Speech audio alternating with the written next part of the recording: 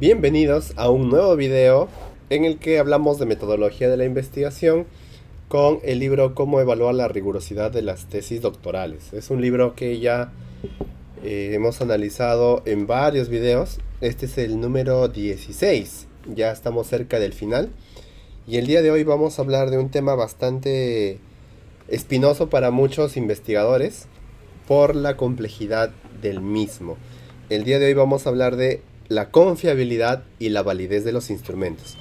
El autor plantea varios conceptos bien interesantes y yo voy a plantear también una crítica al libro, así que vamos a empezar de lleno. Dice el autor: cualquier proceso de investigación científica usa instrumentos para obtener data. Y al ser la tesis doctoral una investigación, se requiere la inclusión descriptiva de los instrumentos empleados. Eso está muy bien y estamos de acuerdo. Básicamente se debe incluir la descripción del instrumento o instrumentos que se utilizan para la recopilación de los datos, es decir, su nombre, la fuente si ha sido adaptado o utilizado de otro lado, cómo se utiliza, el tiempo de duración, la información que debe estar en la ficha técnica del instrumento. Luego debe incluir la presentación del instrumento en forma expositiva, indicando sus partes, elementos, haciendo referencia al anexo donde se presenta. Todos sabemos que el instrumento como tal debe estar en la parte del anexo o el apéndice, dependiendo de la universidad. Se debe incluir, por ejemplo, tiene 15 preguntas divididas en dos partes, cosas así. Si por ejemplo es un cuestionario con respuestas correctas, es decir, la clave de respuestas debe colocarse también en el anexo. Y debe incluir finalmente, se debe discutir cómo fueron desarrollados y cómo se estableció su validez y fiabilidad. Esto es muy importante porque generalmente los dos primeros elementos casi la mayoría de investigadores cumplen, es decir, describen el instrumento y luego indican sus partes. Pero generalmente hay falencias al momento de cómo fueron desarrollados y cómo se estableció su validez. Cuando hablamos de cómo fueron desarrollados, se está apuntando a una de dos opciones. O bien, el mismo investigador construyó el instrumento y tiene que explicar cómo lo hizo, qué herramientas utilizó, qué fuentes teóricas utilizó, cómo conectó su instrumento con su operacionalización de la variable, o tendrá que explicar que ha utilizado un instrumento de otro contexto y tendrá que decirnos cómo ha aplicado, cómo ha adaptado ese instrumento, ya sea que lo ha utilizado como tal, porque hay instrumentos que ya son validados internacionalmente, no hay necesidad de modificarlos. Hay instrumentos que necesitan adecuarse al lenguaje contextual del lugar donde se aplica, etcétera, etcétera. Y finalmente, bueno, en esa tercera parte debe establecerse su validez y su fiabilidad. Aquí es donde fallan algunas tesis. Bien porque no explican qué estadístico se utilizó, qué procedimiento se usó. A veces se utilizan procedimientos muy básicos como la concordancia de jueces a un nivel de porcentajes. No se explica cómo se hizo la fiabilidad, si por ejemplo es KR20, McDonald, Cronbach, correlación en el tiempo, etcétera, etcétera. Ahora, el autor establece tipos de fiabilidad y tipos de validez, así que vamos a ir con ello porque me parece bastante útil. El autor describe tipos de fiabilidad y nos va a dar 4 criterios. Así que esta parte es muy muy importante para todos aquellos que están desarrollando tesis y les va a ayudar a tener mayor luz respecto a qué tipo de confiabilidad debe utilizar. Vamos por la primera. Por consistencia interna, homogeneidad. Se usa para instrumentos cuantitativos, solo para escalas, o instrumentos que miden constructos. La consistencia interna se refiere al nivel en que los diferentes ítems de una escala están relacionados entre sí. Por lo tanto, lo que determinará que estos se puedan acumular y dar una puntuación global. Es decir, hay instrumentos que, por ejemplo, tiene pregunta 1, 2 y 3 y 4. Y cuando hacemos una adición de estas preguntas, tenemos un puntaje global. A este tipo de instrumentos se refiere el autor. Y dice lo siguiente: la consistencia se puede comprobar a través de diferentes métodos estadísticos, siendo el más popular el alfa de Crombach. Es el más utilizado. No es el único, no es el mejor tampoco, eso ya veremos después. Si vas a usar alfa de Crombach, recuerda que el valor mínimo que debe tener tu instrumento es 0.7.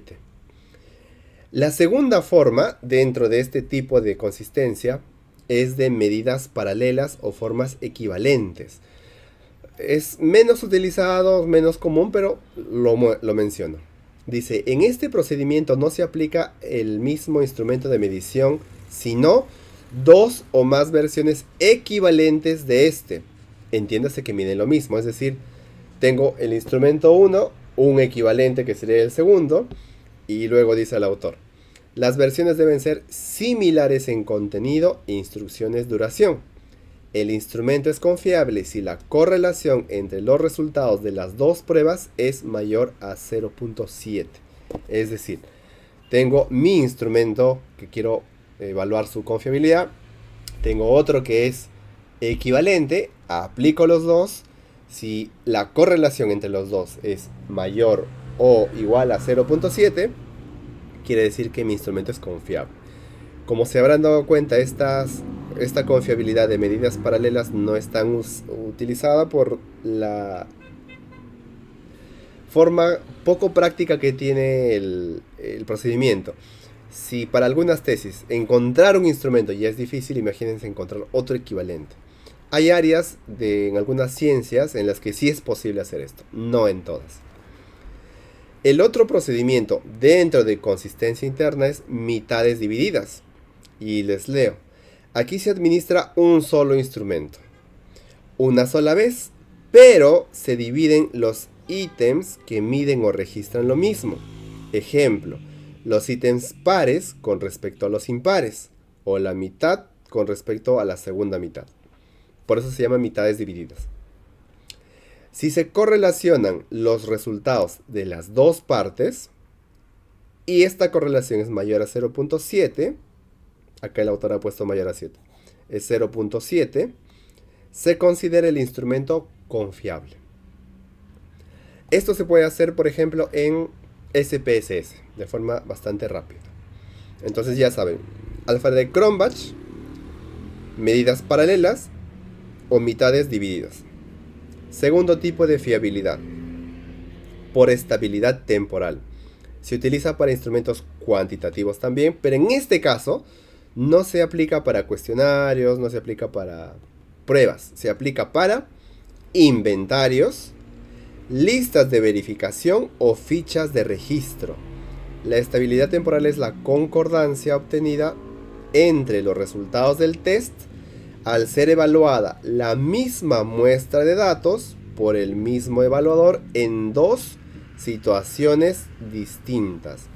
Es lo que se conoce como la fiabilidad test-retest. O sea, por ejemplo, tengo una lista de verificación en una situación real.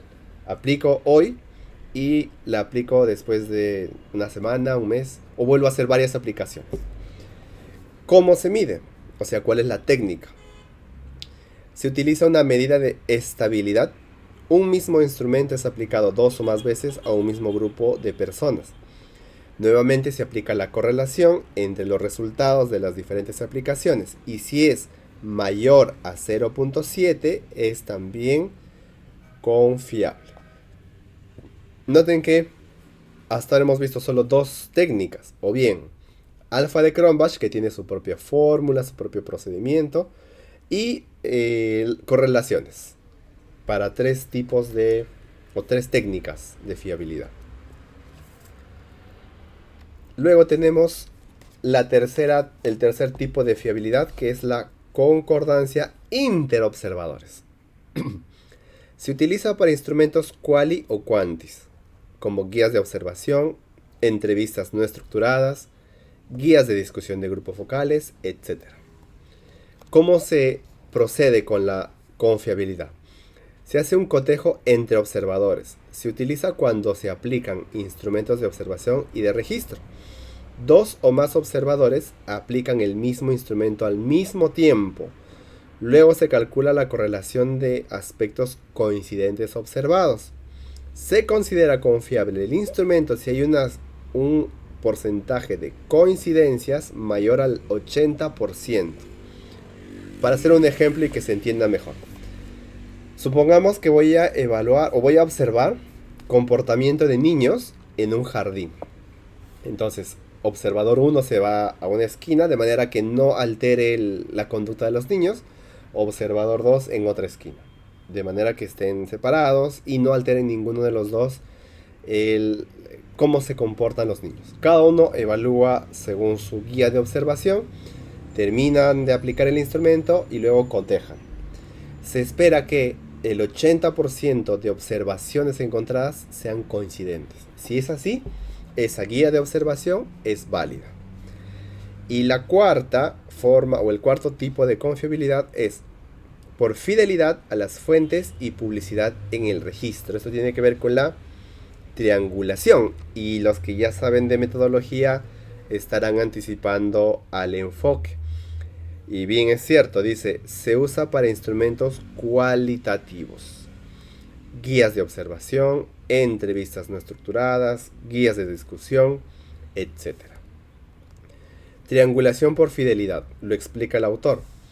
Se utiliza cuando se aplican instrumentos cualitativos. Se registran las fuentes originales mediante copias, filmaciones, etc. Dos o más observadores aplican el mismo instrumento al mismo tiempo y se calcula la correlación de aspectos coincidentes observados. Se considera confiable el instrumento si hay un porcentaje de coincidencia superior al 80%. Y aquí yo tengo mi primera observación. Mire, le he puesto un signo de interrogación. Ahí, está ahí. Claro, yo me preguntaba, si es... Bueno, en el anterior caso es un instrumento quali-quanti. Incluso ahí tendría mis dudas, pero bueno, aquí el cuarto punto dice que es un instrumento cualitativo. Y la triangulación se aplicaría por correlación de aspectos coincidentes, muy parecido al anterior. Está el fenómeno ahí filmado, o fotocopiado, o en audio. Dos observadores analizan y si hay coincidencia del 80%, se considera fiable el instrumento. Yo tengo mis dudas aquí. Hay un autor que se llama Kvale, Kvale, Vale, que habla justamente sobre este tipo de confiabilidad. Y en el libro se plantean distintos tipos de confiabilidad, cualitativos, estrictamente hablando. Entonces, aquí yo tengo mis reservas, no estoy del todo de acuerdo. Creo que existen formas de evaluar la fiabilidad de instrumentos cualitativos mucho mejor que utilizando un método cuantitativo, que traicionaría el enfoque de la investigación. Perfecto, entonces ya hemos hablado sobre de confiabilidad y, por ejemplo, acabo mis observaciones a la confiabilidad. Aquí faltan dos cosas que a mí me hubiesen gustado, por lo menos una. El libro es del 2010. Se esperaba que aquí se mencione el KR20, por ejemplo. En el primer tipo, que es consistencia interna, donde se menciona que están los instrumentos como escalas o instrumentos que miden constructos, no se ha incluido a las pruebas objetivas, o sea, pruebas de conocimiento. Y eso es muy importante para todos aquellos que están utilizando ese tipo de instrumento. No es lo mismo evaluar la confiabilidad de una escala, por ejemplo, percepciones de las personas, que va del 1 al 5 y tengo 20 preguntas, y todas son aditivas. No es lo mismo que evaluar una prueba de conocimiento sobre alimentos funcionales, en las cuales no hay aditividad. Sí, hay aditividad, eso es cierto, pero No es como en el anterior que es escala. En el anterior es 1, 2, 1, 5, 3, 4. Hay puntajes que van del 1 al 5 o del 1 al 3. En cambio, en las pruebas hay 0 y 1. O bien la persona acertó o bien erró. No hay más. Entonces, cuando uno pasa, y he visto, hay gente que todavía aplica a estas pruebas alfa de Cronbach, pero no es lo adecuado. ¿Qué se debe usar? Se debe usar el KR20. Ahora, dando un paso más y hablando estrictamente de tesis doctorales, existen dos formas de confiabilidad que son poco usadas, pero son bastante precisas y bastante útiles. Uno es las pruebas de Rush y otro es el Omega de McDonald. No voy a hablar nada de las pruebas de Rush porque ya son muy avanzadas. Por ejemplo, en SPSS no se puede hacer, existen programas estadísticos propios para hacer ese tipo de confiabilidad, pero es bastante aplicable. Sí voy a hablar de Omega de McDonald porque Omega de McDonald aplicado a escalas me ofrece una mejor, un mejor resultado. Y esto por lo siguiente. Cuando tengo mi instrumento, supongamos, tengo un instrumento de 10 preguntas. Alfa de Cronbach asume que todas las preguntas miden el constructo equivalentemente. Y a veces no es tan cierto, porque a veces hay preguntas que tienen mayor peso o mayor carga a la hora de hacer la suma de puntajes. Omega de McDonald es una corrección o una mejora de alfa de Cronbach y no asume esa uniformidad. Por lo tanto, los resultados que arroja son mejores. Si ustedes aplican en SPSS 26, ya está incorporado. Si tienen SPSS de menor versión, van a tener que instalar un complemento, que es muy fácil y muy rápido. Entonces, van a ver una de dos cosas. O bien, el alfa y el omega son iguales, lo que quiere decir que el instrumento es adecuado y es homogéneo. Pero si ven que el alfa y el omega es diferente, tendrán que de manera preferente reportar omega porque está asumiendo una forma más estricta de evaluar el instrumento y es más confiable el valor de omega. No hablaré de cómo reportar porque ese es otro mundo. Ese tema, por ejemplo, lo hablo con mis estudiantes en la universidad, tiene su propio procedimiento. Por ejemplo, cuando hablamos de alfa de Cronbach, hay que ver las correlaciones ítem instrumento, hay que ver el alfa si se elimina el instrumento, hay que ver los incrementos y después de todo ese proceso se reporta. Entonces, ¿qué pasa en algunas tesis de pregrado? Que es comprensible. Pasa que el tesista pone lo que sale de SPSS, te pone ahí en una tablita de una fila por dos columnas, alfa y su valor. Eso está totalmente errado y no debería hacerse. Vamos a pasar finalmente a los tipos de validez, que también es otro mundo y me gustaría aportar un poco con esta información. El autor dice: tipos de validez y técnicas. Hay tres tipos de validez. Las clásicas, aunque luego daré también mi propia crítica al libro. Tenemos validez de contenido, validez de constructo y validez de criterio. En la descripción de validez de contenido dice: se refiere a si el instrumento elaborado y por lo tanto los ítems elegidos son indicadores de lo que se pretende medir. Se somete el instrumento a la valoración de investigadores y expertos, quienes juzgarán la capacidad de este para evaluar todas las variables que se desea medir. Recuerden aquí, expertos e investigadores que juzgarán. Se demuestra mediante opinión de por lo menos, y aquí voy a aclarar algo muy importante, se necesita por lo menos 5 a 10 expertos o especialistas.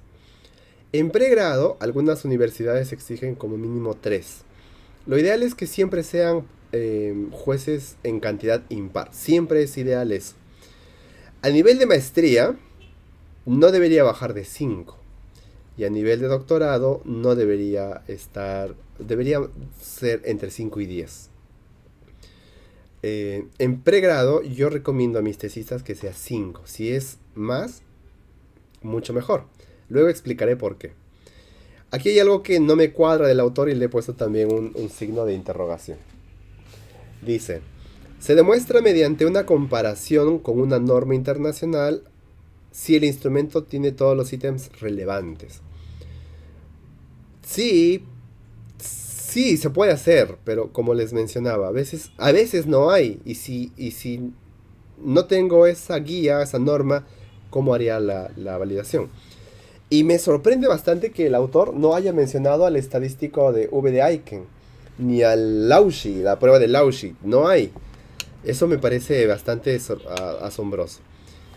De constructo refleja si la teoría o variable que mide registra. Aquí sí muestra cómo se puede hacer. Se aplica análisis factorial para determinar si el agrupamiento de los ítems coincide con la propuesta teórica. Me explico.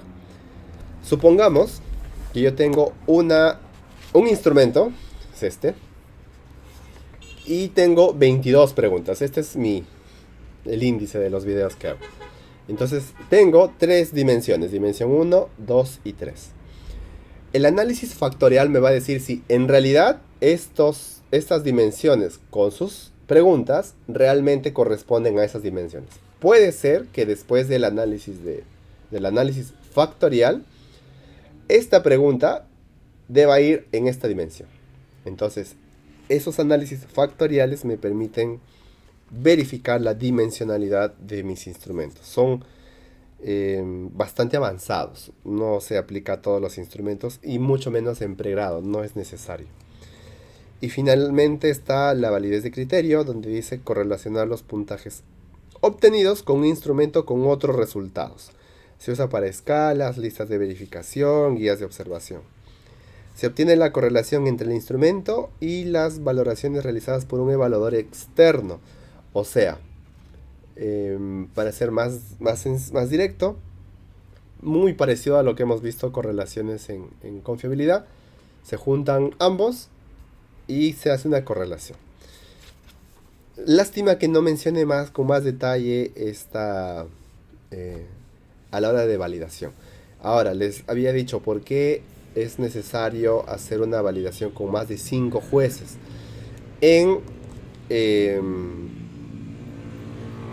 A nivel estadístico, a lo máximo que se llega en las tesis de pregrado es o bien el porcentaje de conformidad de los jueces o el valor de V de Aiken del instrumento. Se debería llegar a reportar el V de Aiken por pregunta, por criterio evaluado y del instrumento. 3 Vs de Aiken. Además, cada pregunta debería mostrar un V de Aiken propio para ver si la pregunta vale, o mejor dicho, para ver si la pregunta mide lo que debe medir, se debe revisar o es poco válida, o mejor dicho, para confirmar si el investigador ha hecho todo ese proceso de validación. Además, se puede poner, o se debería poner, aparte del V de Aiken por pregunta, el límite de confianza superior e inferior de este V de Aiken y el p-valor. El p-valor que mediría la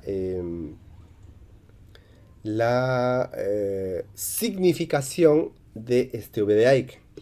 Ahora bien, una aclaración sobre este punto. En muchas universidades este criterio ya no se utiliza, desgraciadamente. Y estoy de acuerdo con que no se utilice en pregrado, absolutamente de acuerdo, porque además es un procedimiento un poquito pesado.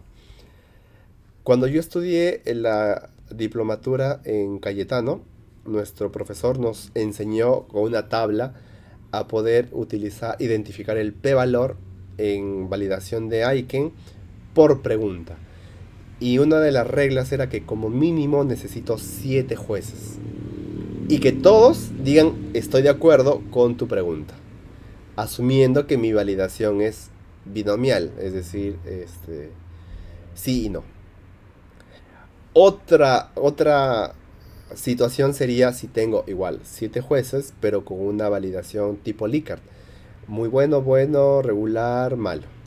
Ahí es totalmente distinto. Entonces, como se darán cuenta de la complejidad, hay una tablita que me dice por cuántos jueces yo tengo, cuántas conformidades por jueces hay y cuál fue su criterio de validación, si es dicotómico o si es politómico.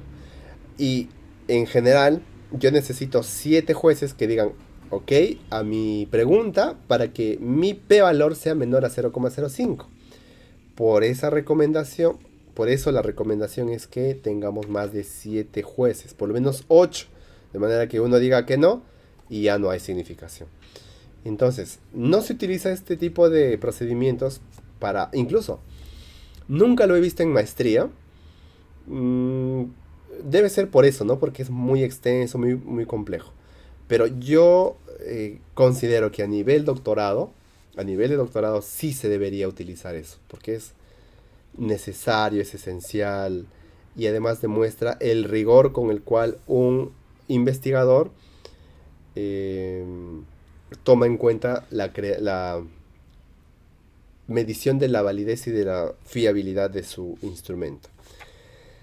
Entonces, este video está demasiado largo, voy a terminar con este punto. Dice deficiencias de la fiabilidad y validez en las tesis doctorales. Vamos a ver qué es lo que nos dice. Para mí esta parte es muy importante. Deficiencias de análisis.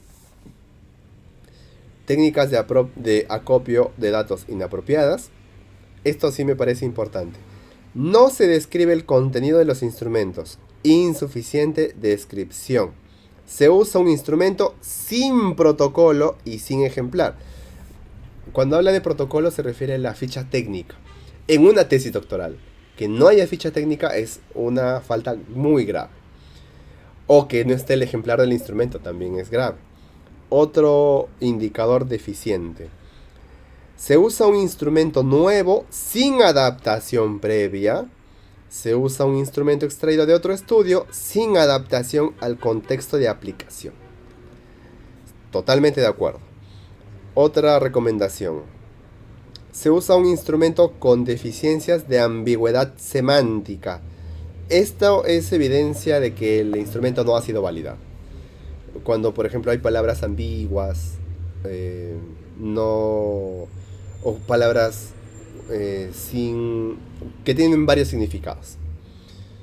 Otro indicador dice, el instrumento no tiene criterios de calificación o interpretación. No se explica cómo se califica o cómo se interpreta los resultados. Esto me parece maravilloso y aplica a todos los tipos de tesis.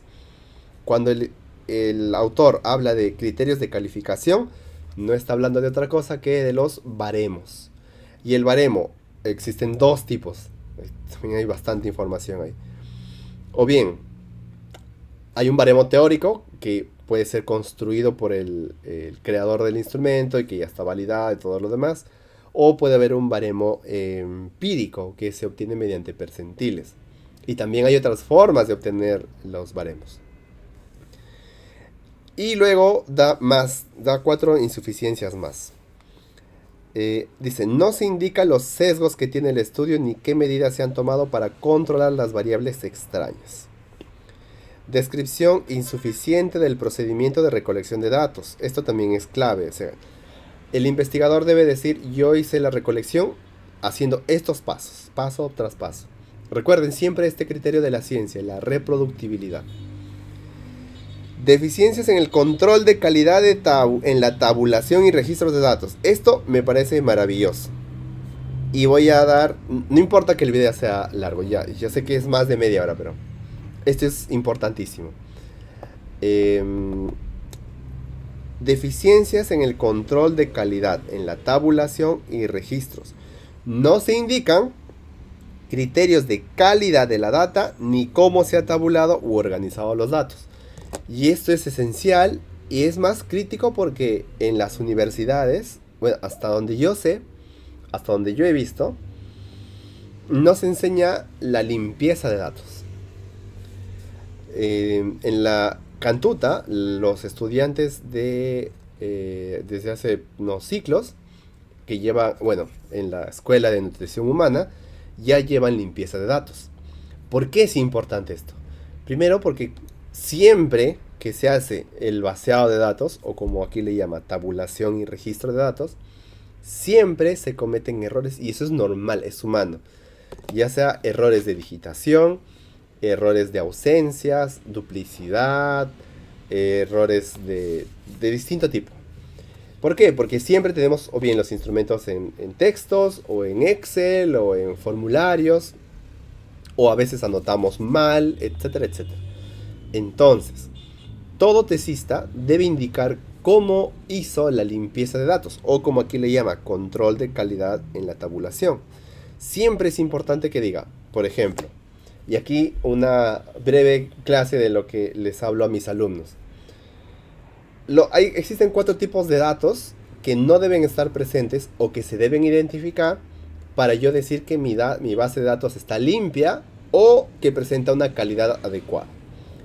Están los datos duplicados, que no generalmente, no siempre pasa, pero a veces ocurre, sobre todo cuando se hacen formularios en línea y no se ha configurado bien la respuesta, la recepción de respuestas. Existen los datos perdidos, cuando por ejemplo alguien no marcó la pregunta X y hay un dato perdido. O cuando yo estoy pasando los datos y se me pasó un dato. Existen los casos atípicos y extremos, que en este caso no son ni problema del investigador ni del proceso de vaciado, sino es parte de la muestra generalmente. Hay casos en los que salen de los 3 desviaciones estándar, ya sea arriba o abajo, y tenemos que identificarlos. Y tenemos que ver si estos casos atípicos o extremos son realmente bien medidos y son parte de la muestra, o simplemente es un error de digitación. Para eso, cuando yo encuentro un caso perdido o un caso atípico, ¿qué debo hacer? Debo verificar mi medida, mis instrumentos, y cerciorarme de que toda mi medición está bien. Y finalmente están los datos inconsistentes. Los datos inconsistentes tienen que ver con, por ejemplo, estamos midiendo, tallando a las personas. 1,80, 1,90, 1,70. Estás revisando tus datos y encuentras que una talla es 170. O 17 en este caso. Y uno diría, ¿no? ¿Qué ha pasado acá? Entonces se da cuenta que ha habido un error al no colocar la coma o el punto. Otro caso común. Estamos escribiendo de manera rápida en el teclado numérico. Y en vez de escribir 12, escribimos 1, 2, 3. O 1, 2, 2. Entonces hay números grandes que no son parte de la realidad. No son ni atípicos ni extremos, sino son inconsistentes. Y otro caso de los inconsistentes es cuando hay un 0. Y a veces marcamos por error y aparece un 0. No sería un caso perdido, porque la celda está completa, pero es un 0. Y no debe haber un 0 donde debería haber un 1, un 2, por ejemplo. Cosas así. Este procedimiento de limpieza se debería hacer en SPSS, en Excel o en el software que ustedes utilicen. Todo eso se debe informar y se debe decir: encontramos o se encontró 2 duplicados, un atípico, tal. Luego deben decir los tesistas qué hicieron con ese duplicado o con ese caso, con ese dato. Se imputó. Y hablando de imputación, hay otro mundo. Básicamente, a nivel muy simple, se utiliza la imputación por la media o por la moda en datos categóricos. Se debe hablar cómo queda la imputación y finalmente debe decir el tesista cuántos datos pasaron a la muestra final, al análisis. Entonces, si yo tuve, por ejemplo, una muestra de 100 personas, hice mi limpieza de datos, eliminé algunos casos, para eso también hay criterios, y me quedaron 97. Entonces, esos 97 pasan a la muestra final y se debe reportar eso. Muy bien. Y finalmente dice descripción insuficiente del procedimiento de análisis de datos. Eso es algo que vamos a ver en unos videos posteriores. Sí, sí, sí. No lo vamos a ver a profundidad porque eso es más estadístico, pero valga la oportunidad. Negligencia en la presentación de criterios de análisis estadísticos o cualitativos. Claro, y les voy a dar un ejemplo de cuál sería una buena forma de entender esto. Descripción insuficiente de procedimiento de análisis de datos. Por ejemplo, estoy utilizando chi cuadrado. Sí, ya, algo más claro. Voy a aplicar la correlación de Pearson. Muy bien. Tengo variable uno en escala y tengo variable 2 en escala. Muy bien. El tesista calcula la correlación de Pearson y sale 0.75. Y el tesista dice, se rechaza la hipótesis nula, por lo cual se asume que hay correlación entre las dos variables. Muy bien, presente ese resultado.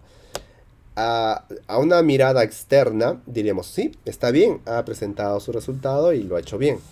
Pero desde una mirada crítica, desde una mirada de calidad, desde el enfoque de las buenas prácticas estadísticas, eso está incompleto. No está mal, está incompleto. Está incompleto e insuficiente porque, miren, para una tesis de pregrado se podría aceptar. Aceptable. Incluso no está bien, pero aceptable.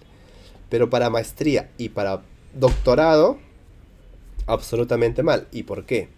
Primero, si el tesista ha aplicado correlación de Pearson, está asumiendo que las dos variables son normales o siguen una distribución de datos normal. Debe demostrarlo.